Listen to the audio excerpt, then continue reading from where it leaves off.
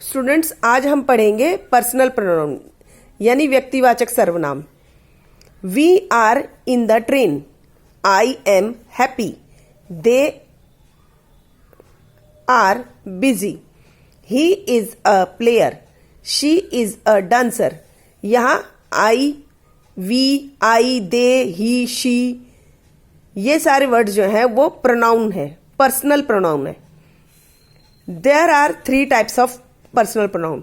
Personal pronoun 3 तरह के होते हैं, first person, second person and third person. First person में आते हैं आई और वी, यानी जब अपने बारे में बात हो रही है और हम बात कर रहे हैं तो हम है आई और वी।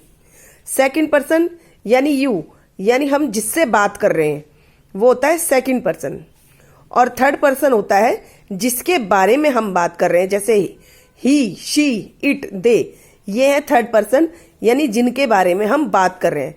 फर्स्ट पर्सन में कौन आ गए? वी और आई और वी, यानी हम बात कर रहे हैं, आई मैं बात कर रही हूं, और यू यानी आपसे बात कर रही हूं, तो यू जो है सेकंड पर्सन है। और किसके बारे में बात कर रहे हैं? ही के बारे में, शी के बारे में, इट के बारे में या दे, तो ये है थर्ड पर्सन।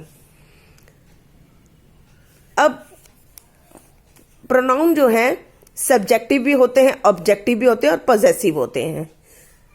सब्जेक्टिव में आते हैं आई, यानी ये है सब्जेक्ट आई, और ऑब्जेक्टिव है आई का me, we objective us, you subjective है और इसका ऑब्जेक्टिव भी यू ही होता है। He subjective, him objective, she subjective, her objective,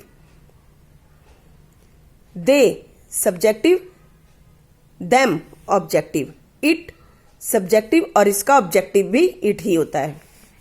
एक और होता है पॉजेसिव केस में, क्या होता है?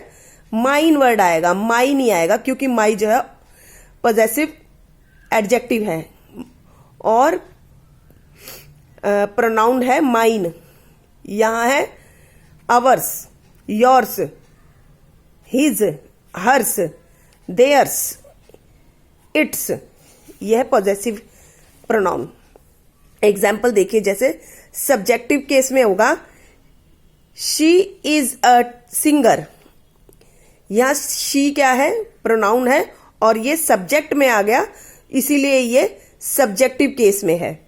आई एम अ स्टूडेंट, आई जो है सब्जेक्ट है और एक प्रोनाउन भी है, तो ये नहीं, यानी प्रोनाउन जो है जब सब्जेक्ट की जगह लगा तो इसका मतलब ये सब्जेक्टिव केस में है प्रोनाउन।